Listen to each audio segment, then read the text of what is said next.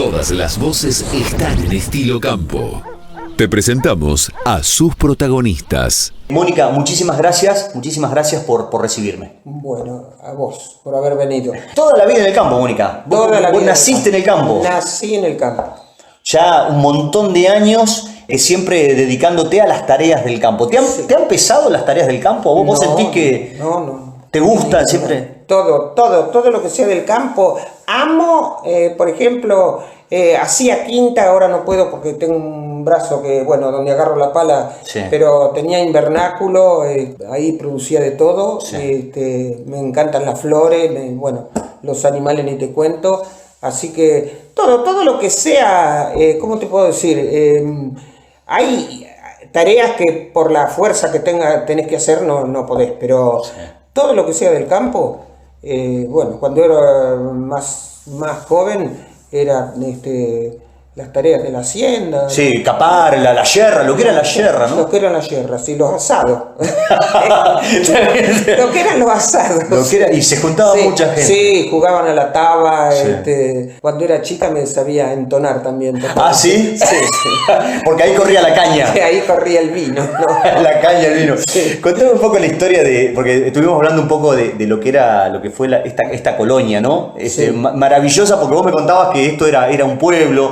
Esto a partir del año 45, una cosa así. 45. Contame un poquitito qué recordás de esta colonia que se formó acá a los alrededores de Deró. Y bueno, en el año 45 lo vio a mi papá un doctor que había acá en Deró y dice, mirá Juan, se ha formado la colonia, pensamos que uno que reúne las condiciones podés ser vos. Y bueno, lo trajeron a revisar 2 o 3 lotes y eligió el número. Ah, te daban la posibilidad de elegir. Sí, te daban la posibilidad, sí. Él pudo elegir o acá donde están los marcos. Ajá. Y eligió acá. Sí. Y eligió acá porque era más campo, pero era más campo porque tenía médano, pero con la tecnología, sí. El médano también lo podés usar. Sí. Después eso fue avanzando, claro, pero en ese momento, había que compensar la cantidad de hectáreas. Sí, era por ejemplo un campo de ponerle tierra negra, sí. Eran muchas menos hectáreas que un campo que tenía loma, semiloma o médano. Claro. Entonces había campo, ponerle de 120 hectáreas y campo de 200 y pico. Tanto los que tenían cañadón, por ejemplo, claro. Parte baja, sí. Que se hacía cañadón, es salado, eso tenía muchas más hectáreas. Del otro lado de la vía, de este claro. Lado no. De este lado de la vía tiene un agua espectacular. Dulce. Y eso es fundamental para la crianza de los animales. Es tan dulce el agua que les hacía falta mineral siempre a los animales. Sí, mi papá siempre les traía unas piedras que hay, viste, que ¿sí? Bueno, porque les hacía falta sales, ¿sí? Porque del otro lado de la vía, ¿no? Así que Mónica, me contaba 70 y pico de años ya que cumplieron. 75 años hace que le entregaron a mi papá este lote. Y bueno, ya te digo, hubo matrimonios que los hijos eran grandes cuando vinieron. Claro. Pero nosotros hicimos toda nuestra infancia acá. La escuela, Marina Elena Montagna se llamaba, la primer maestra que vino acá, y 60 y pico alumnos tuvo. 60 y pico alumnos tenían 11. Sí, era todos los grados, y ¿cómo salíamos de eso? Un día que recuerdes así de campo, así que levantarse temprano, se ordeñaba. Ah, sí. Mirá, yo me levantaba con mi papá, sí. Yo era el asistente de él. Ajá. Entonces nos levantábamos, mi papá se iba a ordeñar, sí. Yo me quedaba acá en la cocina, prendía el fuego, él, y antes de irse, bueno, se iba a ordeñar y volvía. Él le comía panceta con huevo frito. Como para arrancar. Y bueno, yo tomaba café con leche y salíamos a recorrer. Yo lo ayudaba en el sentido que si había parido una vaca, sí. Y era machito el ternero, él tenía la costumbre de castrarlo ni bien nacía. Sí. para, viste, no andar haciendo después fuerza. Sí, para no acumularse. Más adelante lo fue dejando y hacía la yerra. Pero al principio se escapaba enseguida. Al principio lo castraba enseguida. Entonces yo le cuidaba de que la vaca no lo fuera a topar. Yo en un caballo y él en el otro, ¿viste? Sí. Y éramos recompañeros con el viejo. Sí. Y bueno, después las tareas de él, si tenía que arreglar, bueno, alambrar o hacía soga, hacía quinta. Todo el día. El papi era una persona que desde que se levantaba hasta que se acostaba, eso sí, se acostaba temprano, era una maquinita. En el verano dormía la siesta. Bueno, ni te cuento cuando tenía que atar el arado, que se levantaba a las 3 de la mañana para agarrar 3 de la mañana. Y sí, para agarrar los caballos. Y yo le llevaba el mate cocido cuando iba en el arado. Yo no me olvido de ir yo por el surco atrás del arado, y nunca pude, siempre querer agarrar una gaviota. No, bueno, nunca tuve éxito. Y lo que también había en aquella época eran las perdices copetonas. Sí. Desaparecieron. ¿Viste que desaparecieron? Desaparecieron. Para mí las fumigadas, no sé, porque comerían las isoquitas que fumigan, ¿viste? Nunca más vi una. Vi cuando un día que fui a Sierra de la Ventana, pero no la vi nunca más. Bueno, vos sabés que yo no hace mucho vi un campo para el lado de Garré. Y tiene que ser algún campo natural. Sí. Y ahora eso sí, yo calculo que si fumigan para la tucura y eso también las debe matar. Las debe de matar. Viste que se comen la tucura y eso. Y bueno, contame, así que a las 3 de la mañana. Sí, a las 3 de la mañana y era lerdo, era muy lerdo. Claro, una reja. Tres rejas. Tres rejas. No, era. Pero, ¿Y qué le ataban, los parcherones? Sí, eran 4, un montón de caballos. Puede ser. Sí, no, era impresionante la cantidad de caballos. Precisabas para darle de comer a los caballos, porque un caballo come como 2 vacas. Sí. Imagínate el pasto que necesitaba nada más que para los caballos, porque tenías que tener mínimo 15, 20 caballos. Claro. Entonces era eso sí o sí. Y además dejar descansar, digamos, había una rotación, digamos. Sí, porque por ejemplo, a lo mejor hacía una pastura y bueno, la pastura te duraba varios años. 4 o 5 años, pero este campo que es alto, no era, viste, en aquella época, ahora sí, fíjate lo que está, pero por la siembra directa. Sí, tal cual, ha ido cambiando todo eso. No, cambió, este campo cambió, con la siembra directa, bueno, con la cobertura que tiene y eso, completamente diferente. Siempre te veo siempre muy decidida, siempre manejaste vos, digamos, porque esto, digamos, a ver, primero, vamos a empezar por ahí. ¿Cuántos hermanos eran? 4 somos. Son 4 hermanos. Bueno, entonces, digamos, vos te quedaste. Yo a vivir acá vine en el 84. Ajá. Nos vinimos con mi marido porque Ana María, que cuidaba a mi padre, se casó y ella se fue a Deroy y ahí mi papá ya estaba grande. Claro. Y bueno, entonces ya vasco. Había cosas que no le podía, viste, sacar de la cabeza, ¿no? Era difícil. Sí, pero ya era una persona que le gustaba mucho leer. Él recibía el diario La Nación y mi papá era un autodidacta, él sabía, pero no le preguntes de la guerra, él sabía todo. Él sabía todo. Y bueno, los vecinos, don Luis Trimigliosi, don Manuel Marco, ellos les encantaba, eran muy cultos, era gente muy culta, sabían mucho, como habían tenido que sufrir tanto con el desarraigo, que se habían tenido que venir de Italia, con la guerra, se vinieron para América, ¿viste? Entonces era gente que tenía los recuerdos, ¿viste? Y a mí me encantaba. Esta casa era, mira, acá venían a jugar al truco y al mu. Qué lindo el mu. Sí, no. Los domingos se juntaban con mi papá, eran 6 o 7, a jugar al truco y al mu, todos los domingos. Mi hermana es casada con uno de los Trimigliosi. Y bueno, y venían a jugar al truco, al mu, mi papá era el centro él le encantaba todo lo que fuera. ¿De tu madre qué recuerdos tenés? Hermoso. No, la vieja era costurera. Ah, sí. A mano. Porque hasta que tuvo una máquina de coser, cosía a mano, punto atrás, ¿viste? Sí, era, ¿Había ido a aprender muy algún lado? elegante era mi mamá. Una persona muy elegante, muy fina. ¿Ah, sí? Sí, nada que ver conmigo. No digas eso. Yo tenía, tanto de parte de mi mamá como de mi papá, éramos, por parte de mi mamá, éramos los únicos 4 sobrinos. Un sobrino que vive en Los Toldos, pero que se fue de muy chico. O sea que para mis tíos que eran solteros, Sí. Nosotros éramos los hijos. Claro. Y yo tenía a mi tío Roberto, mis tías, vivían todas en el campo, en Andán, y íbamos los 4 a pasar las vacaciones con ellos. Qué bueno. O sea que yo tuve una infancia que yo digo, no sé, no creo que haya en el mundo alguien que haya tenido la infancia nuestra, porque la pasaban bien, era un planazo. Bueno, mirá, como le decían los figuras. teníamos un tío, Carlos, que era muy gordo. Ajá. Y contaba esa historia que entonces, me gusta. sí, hacía quinta con mi tía Clotilde, que había tenido parálisis infantil y tenía un problema en una pierna. Ella.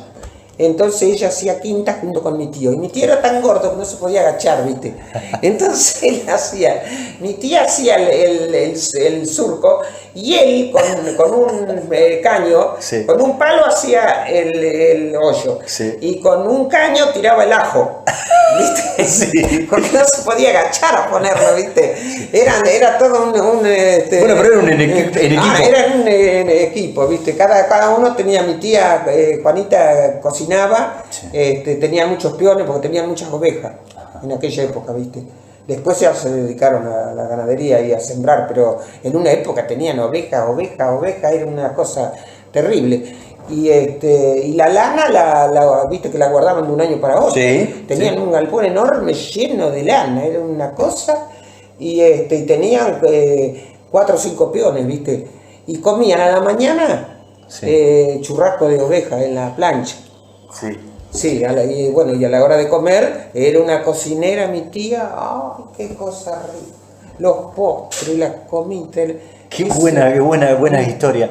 No, Han pasado, me imagino que tenés recuerdos, digamos, de haber pasado complicados, situaciones complicadas, digamos, acá en el campo. Bueno, viste que la historia argentina es medio cíclica, medio se vuelve a repetir y lo volvemos a repetir y lo volvemos a repetir. Pero digamos, si uno hace memoria para atrás, también hemos pasado momentos malos en el campo. Sí, no, ni hablar, no. Mira, los momentos peores son los momentos de sequía. Porque vos en un momento de inundación, no siendo claro que pobre gente, hay gente que se le inundó la casa, que no podían pasar. Bueno, a mí no me tocó eso, pero lo viví, porque le tocó a mi hermano, viste, que no podían salir de allá de Andán. Eso era todo, era un río, a todo, un Sí. Bueno, pero la sequía es bravo. Es bravísimo. Sí, siempre todo el mundo dice lo mismo, porque por lo menos la inundación alguna lomita tenés. No, pero la sequía, yo vi animales muertos, pero animales muertos y animales se morían. Sí. No, nadie tenía pasto, Mi papá siempre hacía hacer fardos. Entonces, si se compró un tinglado, entonces él todos los veranos hacía tinglado. Entonces, bueno, fardo. Entonces, malo que vos no te salvaras con eso. O sembraba un maíz y lo tenía para echarle las vacas. Pero los campos, nada que ver pero ni comparación con lo que es ahora. Vos ahora sembrás algo y como se conserva más la humedad y están los herbicidas. Antes tenías el gramillón. Sí. Bueno, el gramillón era la maldición. ¿Combatir el gramillón era? No podía, no se podía combatir el gramillón. ¿Con qué lo combatía? No. Si no era cuando salió el rana después. ¿Con qué lo combatía? No había nada. Lo dabas vuelta y venía mejor. Sí. Porque era una cosa, una maraña que no te dejaba venir nada, te ahogaba cualquier cosa que fueras a sembrar. Sí. Y bueno, pero los trigos, como era un campo alto, más de 2.000 kilos. Sí, no daba. 2000, no te daba más. No, ¿te acordás en las cosechadoras cuando se cosían las bolsas? Claro, se cosía la bolsa y se iba haciendo la estiva. Claro, se iba haciendo la troja, me acuerdo de ayudarle a hacer la troja con las plantas del maíz y echar las espigas adentro. Mamita, qué trabajo, ¿no? No, ¿Cuánto han trabajado? No. Antes se trabajaba. Todo a pulso, a fuerza bruta. Sí. Mi papá en un momento hizo un silo de sorgo, creo que era. Cavó con una pala de buey. Sí. Cavó así, ¿cómo te puedo decir? Hizo una batea, una fosa. Sí, exacto, como una batea. Y bueno, ¿sabés con qué lo cortaba? Ahí almacenó todo el pasto, lo pisaba con el tractor y un acoplado, con el tractor, con el acoplado tiraba el pasto, y con una cuchilla, hizo cortar una cuchilla y afilarla de un disco con un mango. Sí. Con eso cortaba el pasto, una cosa de loco. Con eso cortaba el pasto, se lo tiraba después en el invierno arriba del acoplado y se lo daba al animal. Otro año se le ocurrió, decime vos, ¿cómo se llaman las que son redondas con espinas? Dunas. Ah, sí. Dunas. Sí. Sembró dunas en el médano. La sembró. Y bueno, sí, se consiguió un lanzallamas y le quemaba las espinas a las dunas con el lanzallamas, cosa de no creer, las vacas se las morfaban todas. Le gusta mucho la vaca, Bueno, se las comía, pero él le quemaba las espinas, porque ¿qué vaca te va a comer una cosa de esa? No, él se le ocurría cada cosa, mirá. Era pero lo que ha laburado. Sí, no, todo. Hubo gente, por ejemplo, vecinos que tenían hijos grandes, entonces pudieron trabajar más y pagaron el campo a lo mejor a los 5 o 6 años ya lo pagaron el campo. Claro. Y se compraron más. En aquella época vos podías ahorrar y el dinero seguía siendo dinero. Claro, había una estabilidad, un peso era un peso. Sí, había... Y más acá, en la época de los 90, cuando era 1-1, ¿cómo la pasaron ustedes? Porque la época, digamos, esa época fue bastante... Mira, yo creo que la pasó mal la gente que se endeudó. El que estaba endeudado. La gente que se endeudó, porque... ¿Cómo te puedo decir? Si vos más o menos la ibas tirando sin endeudarte... Sí. Si venías organizado. Si venías organizado, malo era que, no sé, que no tuvieras... Me dije, yo como el gallego, gastaba si tenía, si no tenía... Si no tenías, no gastaba. Invertía si podía decir, bueno, voy a cambiar o voy a comprar una máquina, pero nunca fui ¿cómo te puedo decir? Nunca... Como mi marido tenía equipo, yo nunca fui de decir, me voy a comprar un tractor nuevo, No, él hacía los trabajos, entonces yo por ese lado zafé, ¿viste? Sí. Pero, mucha gente se fundió comprando herramientas, porque después le sacó los créditos y llegó un momento... Yo en un momento fui de la Federación Agraria, y bueno, en esa época mucha gente se fundió. Y bueno, y después tenían que ir al banco a refinanciarla y que no se las refinanciaban y las tenían que vender y nadie se las compraba y se las embargaban y viste todo un tema. Sí, una época bastante triste. Si no eras amigo de algún gerente o algo, siempre pagaba el pato. Viste que los que tienen mucho, también estaba la trampa de que venía a lo mejor un crédito, venía un crédito para los inundados y iba fulanito y el crédito del banco desapareció y los inundados no... Mónica, antes, yo lo que siempre pienso, ¿no? Antes no teníamos tantos gastos fijos, ¿no? O sea, como que acá en el campo se lograba todo, tenías el chancho, tenías la oveja, tenías los huevos, tenías se hacía huerta, digamos, no había tantos gastos. No había tanto consumismo. Claro. No había nada que ver. Vos ahora salís, vos vivías en el pueblo, vos pusiste el pie en la vereda, ya estás gastando porque llevas el celular en la mano. Sí, es cierto. ¿No? Bueno, todo el mundo, porque no sos vos, te quiero decir, ya es un tema. ¿Andás en coche? Sí. Bueno, tenés es una familia de combustible. Sí. Andá, 4.000 pesos llenar el coche de nafta. Sí. 3.000 y pico. Sí, es cierto. Hay que tenerlo. Claro. ¿Viste? Y si no, tenés que dejar el auto en el garaje. Porque por eso que yo te digo, no me explico cómo mucha gente... ¿Viste? Anda todo el día en coche y no tiene un empleo fijo, no tiene nada. Sí. Tenés que tener el dinero para ponerle el combustible. Sí. Pero no, el tema de los gastos fijos, impuestos, sí o sí. De todos colores impuestos. Luz, gas, bueno, teníamos en esa época estaba la cocina a leña, pero el combustible era lo que se gastaba en combustible. Gasto de decir todos los meses tengo que pagar esto. Era por ejemplo, el impuesto inmobiliario nunca fue alto, nunca. Sí. ¿Viste? Era accesible. No, era accesible, sí. Y la gente, qué sé yo, lo pagaba. Y el impuesto a los caminos y después... Sí, la tasa vial, digamos. Claro, la tasa vial. Después otro impuesto, en aquella época no, otro impuesto no existía. Después, ¿cómo era que le llamaban antes? A mi papá le llevaban los papeles un apellido Castañón era Calderón. Pero no era el impuesto. Pero creo que era el impuesto a los réditos. A los réditos. Ahí está, no el impuesto, a los réditos. El impuesto a los réditos. Pero pero era... Ahora tenemos una presión muy complicada, una presión impositiva terrible. No, terrible.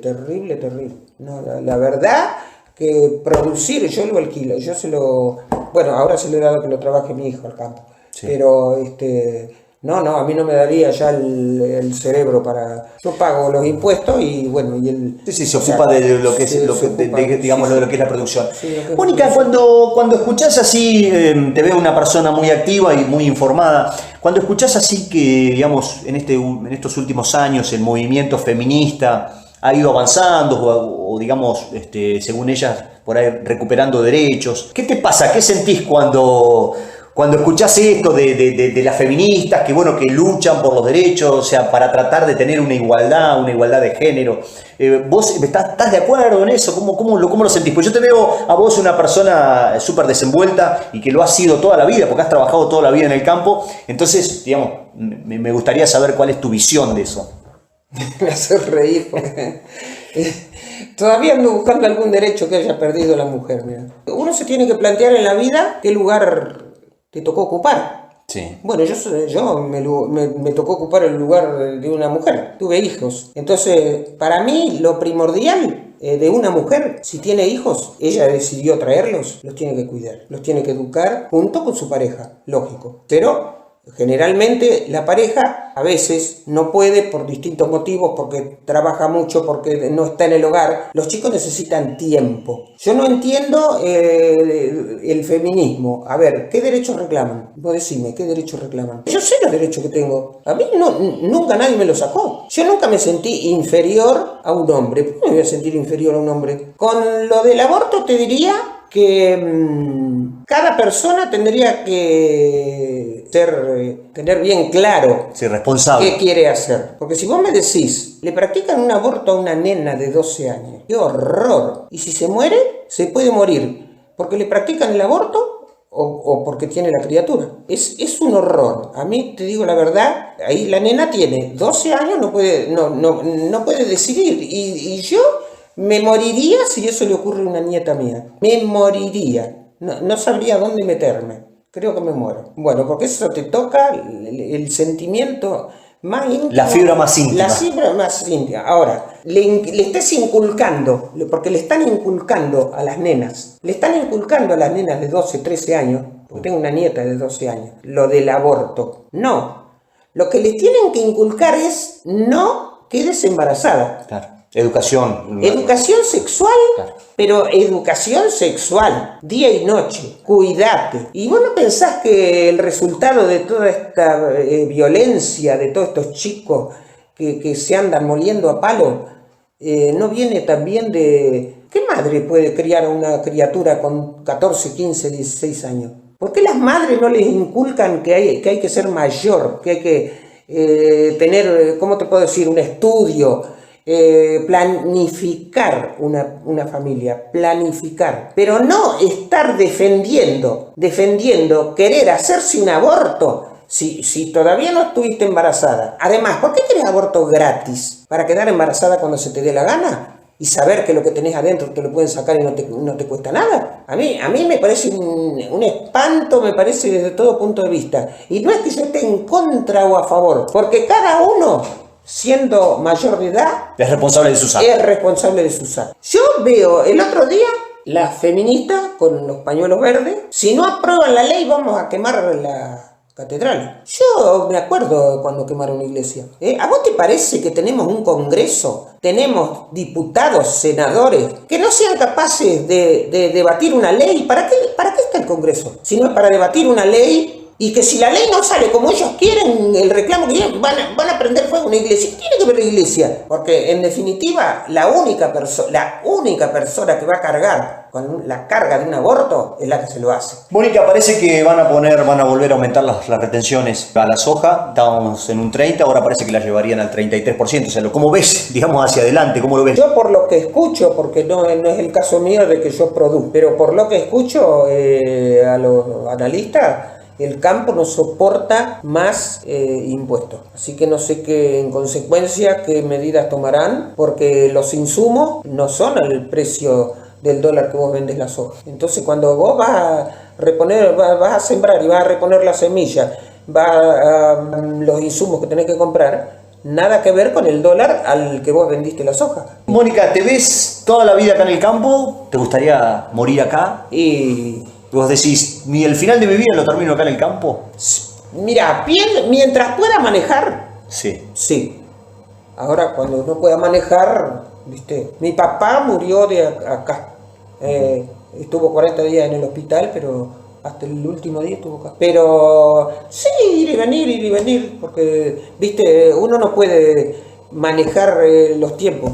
Ya los años se vienen, ¿viste? Es un problema, por ejemplo, acá hasta ahora nunca, una vez nos pasó que entraron unos ladrones, pero hasta ahora nunca nos ha pasado nada, ¿viste? Sí, pues estás muy cerca de la ruta. Estoy muy cerca de la ruta. Yo siempre tengo, ¿viste? Todo cerrado, tengo... ¿Miedo no? No, miedo no. Mira, hay cuando te va a pasar algo, te va a pasar y bueno, si tenés miedo, yo llego de noche acá o alguna vez han robado alguna pavada, saben que hay gente, ¿viste? Siempre hay movimiento. Sí, siempre hay movimiento. Lo que tiene la vida del campo que vos tenés que estar preparado para vivir en el campo. Sí, no es para cualquiera la bote potro, dice el dicho. No. Yo hay gente que te viene y dice, ¡ay, qué hermoso ya el campo! Pero no estaría ni 2 días en el campo. Claro. Porque le gusta el ruido. Hay gente que le gusta el ruido, y cruzarse con gente y charlar y que voy a ver los nietos. Y los nietos les gusta con locura venir acá. Entonces los traemos y ahora ya 2 nietos, ya se van los 2 a Del Valle. No, mira, como el día de hoy cuando nacieron. No, es impresionante. Cuando nacieron mis hijos. Claro. No, es impresionante lo que pasa el tiempo. En un pestañear ya pasó la vida un montón de Yo lo que le pido a Dios que, o sea, un día que me cierro la canillita. Claro, sería ideal, firmamos el contrato. Sí, no, es, viste, tener que estar en un geriátrico con una silla de ruedas, pero al que le toca, ¿Qué le va a hacer? No puede hacer otra cosa. Mónica, fuiste muy pero muy amable por esta nota, yo te agradezco muchísimo. Bueno, yo te agradezco a vos que me hayas elegido a mí para dar testimonio de lo que es la vida en el campo, que se la recomiendo a cualquiera. Si quieren hacer terapia...